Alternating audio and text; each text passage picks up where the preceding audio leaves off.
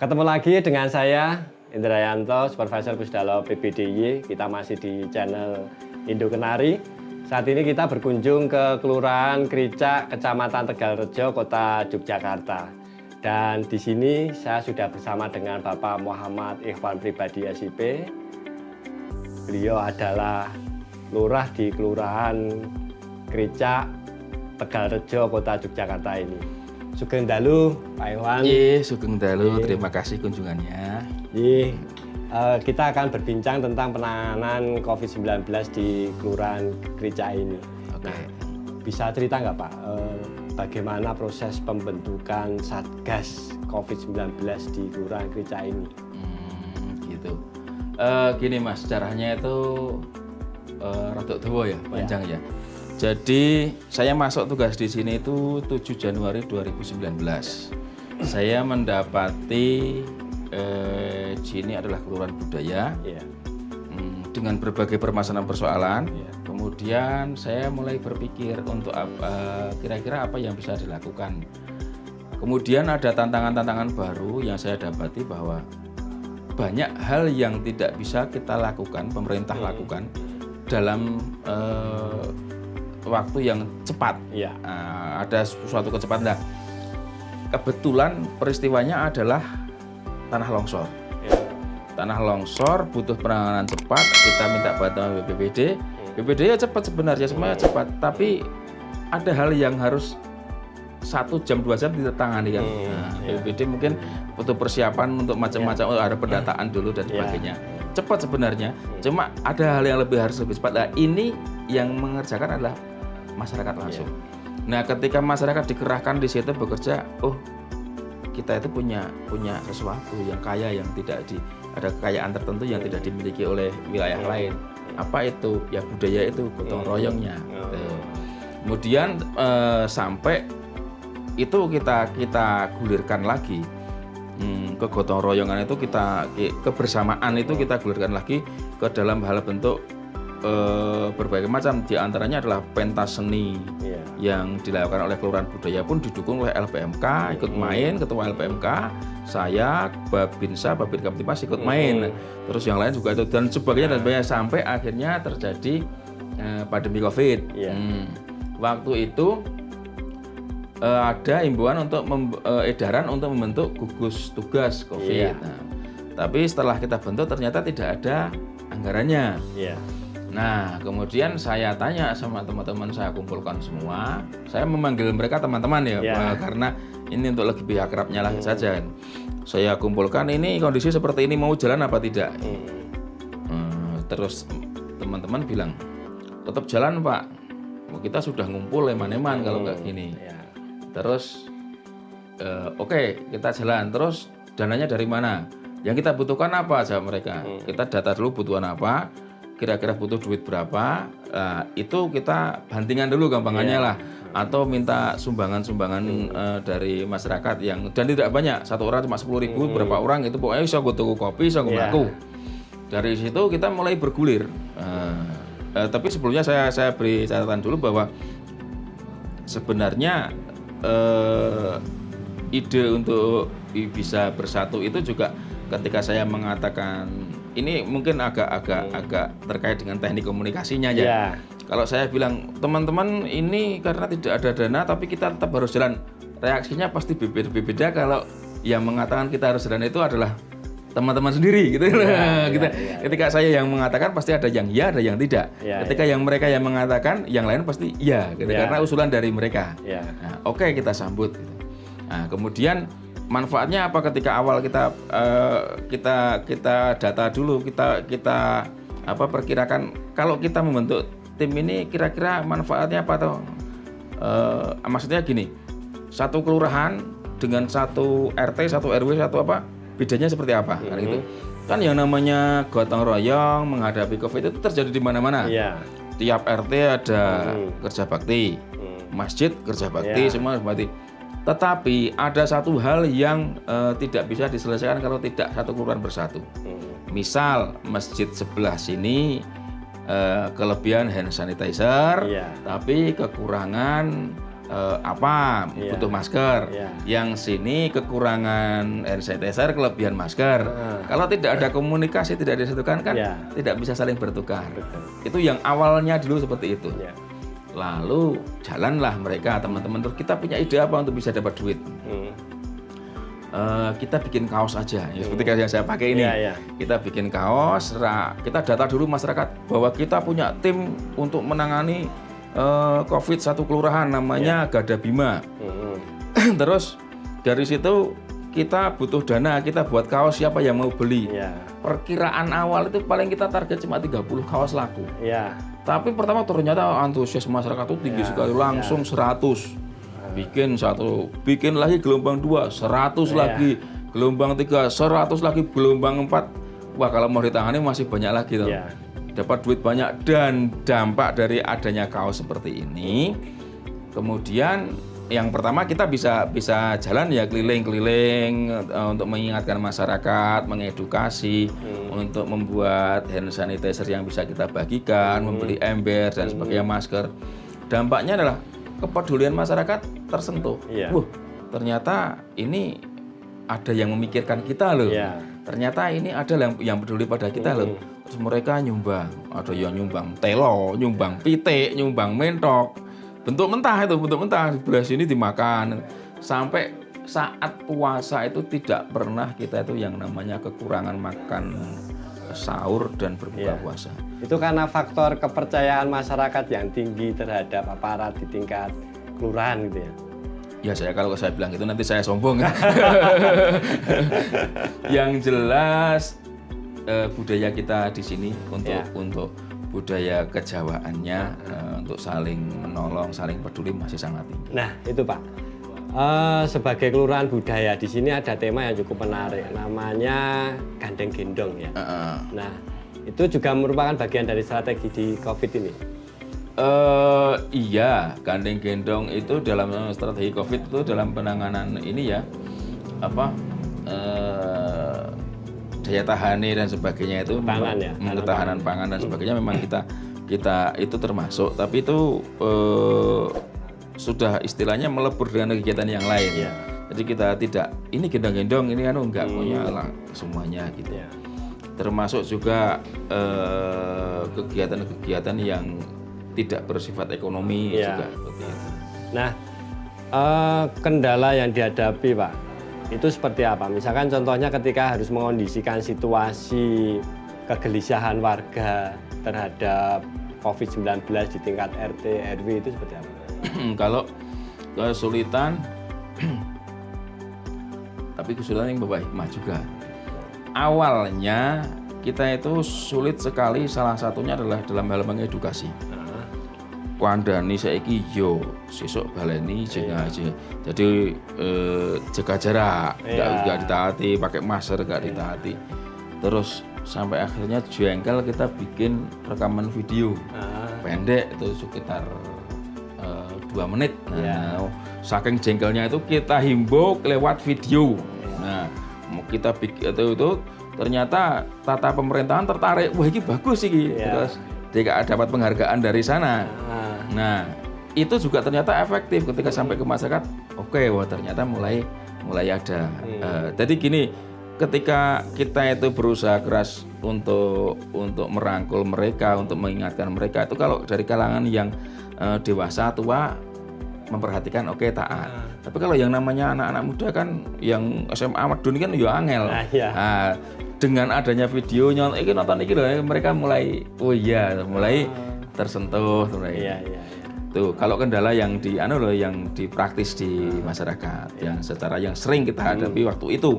Waktu itu bukan sekarang. Kalau akhir-akhir ini tidak, sudah pada inilah, sudah sadar semuanya. Tapi kalau yang istilahnya insidensial atau apa itu, ya misalnya kita menghadapi masyarakat yang orang sini pendak tapi kerja di luar, pulang kita minta untuk isolasi mandiri, untuk lapor puskesmas dan sebagainya. Kemudian kita menghadapi masalah miskomunikasi dari pemerintah ke RT, khusus ke mana, jadi ketika RT itu ngandani beliaunya, mungkin informasinya salah terjadi ketegangan, nah seperti itu. Nah disinilah fungsinya Gada Bima. Jadi gini Mas, ada iki dilalai mburiku ana gendera Pangeran Diponegoro Heru Cokro. Ada strateginya Belanda untuk mengalahkan Diponegoro itu kan strategi benteng stelsel. Memecah menjadi sel-sel kecil-kecil sehingga bisa dipukuli satu persatu. Nah ini sebaliknya, kita jangan sampai ada sel-sel kecil di masyarakat. Kita satukan. Maksudnya begini, satu orang RT itu kan cedewean tok til Pak. Paling dibantu pengurus dan berapa 3-4 orang. Untuk menghadapi satu orang kepala keluarga yang ngeyel, apalagi merasa berpendidikan tinggi, repot. Kalau sudah kelompok pemuda, saya repot. Tapi kalau satu RT ini didampingi oleh 10 orang Gada Bima, 4 orang Gada Bima aja lah. Bahkan dia tidak ikut yang turun Gada Bima, beres mereka. Kita datangi, pertama tidak ada latar belakang permusuhan atau lebih penak ngomongnya. Kedua usia mungkin juga setara. Ketiga berseragam. Nah apalagi didukung Babinsa, Babin Kamtibmas. Nah ini di sini kan ada 3 pilar nih, kelurahan, Babinsa, Babin Kamtibmas. Ini dalam satu paket. Nah ketika harus mendukung di sisi sektor kesehatan, Puskesmas dalam hal ini, itu seperti apa Pak? Gini, cerita aja lah. Ada warga sini dari kerja di pertambangan, pulang diminta ke Puskesmas sama RT-nya. Dia minta ke Puskesmas, Puskesmas jawab nggak usah ke Puskesmas, nanti akan kami datangi. Pulang marah-marah sama RT-nya. Rame sampai rame, akhirnya Pak RT-nya sambat. Ini ternyata Pak RT salah komunikasi. Terus kita datangi saya, Babinsa, Babin Kamtibmas, petugas Puskesmas. Kita datangi bareng-bareng, silaturahmi baik-baik, clear, selesai. Ada asrama misalnya, ada orang mengadu, Pak di ini kok asrama kok buka lagi ini yang mana?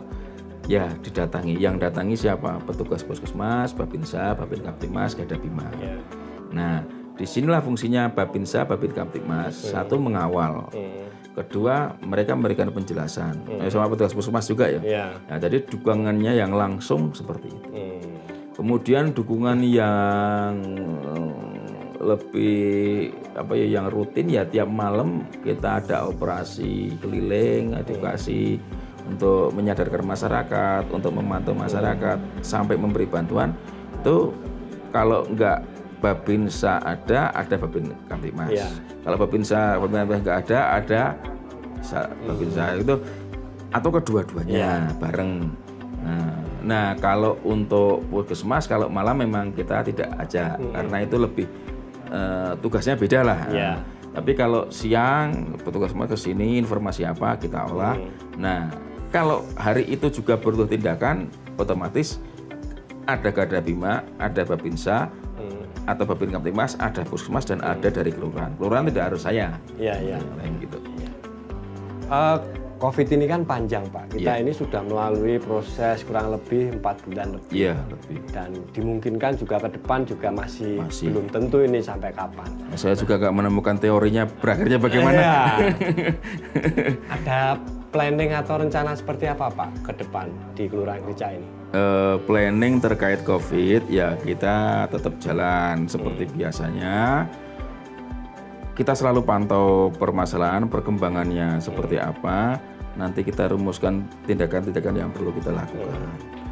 Itu yang terkait COVID. Tapi saya punya impian lain yang di luar COVID, yang lebih dari ini. Apa itu? Jadi gini Mas, kalau kita membangun masyarakat dengan mengandalkan cuma ngandel ke pemerintah. Ora iso.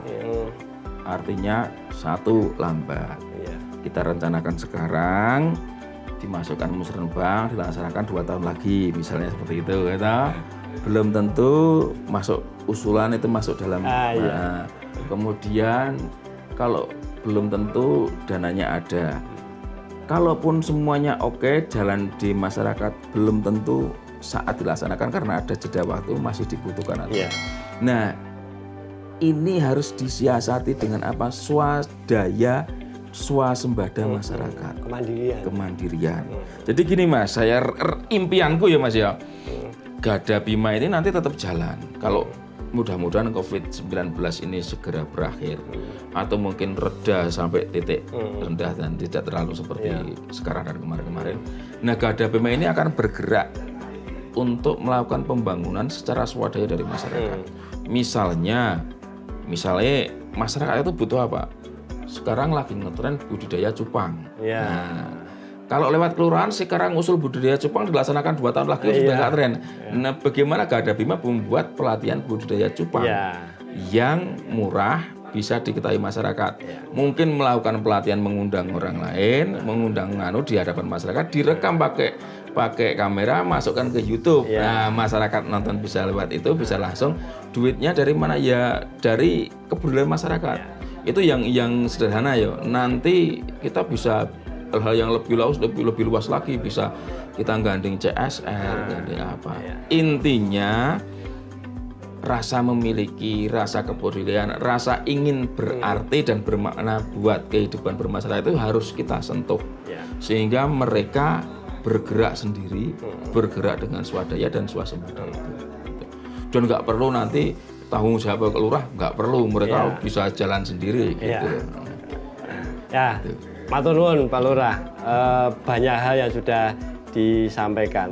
Namun tentunya bisa disampaikan pesan-pesan yang nanti bisa menjadi contoh untuk kelurahan atau desa yang lain di daerah istimewa Yogyakarta. Iya, untuk teman-teman semua yang mungkin punya tanggung jawab seperti saya, mungkin mohon maaf kalau saya memberikan sedikit tips atau sedikit saran atau sedikit himbauan. Begini, kita itu punya budaya asli Jawa, budaya yang ditanamkan oleh leluhur kita dari masa Majapahit, Mataram sampai kapanpun kita bisa telusuri dari Mangkubumi, dari siapa, bahwa hidup itu harus bersama, bergotong royong. Nah, saya yakin dari kata ini kita bisa banyak sekali gali manfaatnya, baik untuk COVID, baik untuk pembangunan semuanya. Artinya, kalau kita bisa menyentuh pribadi hati masing-masing masyarakat itu untuk bisa bersama, bergotong royong, terus kemudian rela berbuat untuk masyarakat, saya yakin banyak sekali masalah yang bisa teratasi langsung oleh masyarakat. Sementara kita dari pemerintah juga membangun sekuat tenaga sebagus mungkin dari sila yang lain bisa bersinergi. Nah, sekarang yang terjadi permasalahan adalah belum ada contohnya, belum ada yang mendorong gitu loh. Ketika organisasi itu ada, misalnya dari kampung A, kampung B, kampung C, itu guyup rukunnya terlihat, maka yang lain, orang lain yang melihat pun akan tersentuh dan kemudian ikut. Sepanjang kita benar-benar tulus, benar-benar ikhlas sehingga bisa menjadi teladan. Itu. Permasalahannya yang sering terjadi adalah tidak ada yang nyontoni sehingga tidak ada gampangannya wadahe ra ono. Pengine iso ning ra ono kancane, begitu ono, karena masyarakat kita begini ya. Kita lihat ketika orang budidaya lele berhasil, kabeh do pengen minum lele. Ketika budidaya perkutut berhasil, kabeh pengen perkutut. Itu memang masyarakat kita tipe pola pikirnya yang ngono kuwi. Jadi ketika ada organisasi yang mau, ada masyarakat, sekelompok masyarakat yang mau bekerja tulus, ikhlas untuk masyarakat, yang lain pun pasti tersentuh. Aku ya pengen ibadah kayak ngono. Aku ya pengen, aku nggak bisa kerja fisik, tak sumbang duit, tak sumbang tenaga, tak sumbang apa gitu. Nah, ini yang saya sarankan kepada panjenengan semuanya. Sentuh hati pribadi mereka masing-masing, sentuh nurani mereka, bangun sebuah kelompok yang mewakili seluruh elemen, nanti yang lain pasti ikut. Itu aja. Matur nuwun. Matur nuwun Pak Lurah. Jih. Banyak hal yang bisa kita pelajari dari Kelurahan Kricak ini. Ya, Terima kasih. bagaimana caranya mengelola sebuah masyarakat dalam situasi pandemi. Nggih. Dan gotong royong ternyata menjadi kunci di Kelurahan Krica ini antara aparatur pemerintah bersama dengan seluruh komponen masyarakat. Tetap sehat, siap untuk selamat.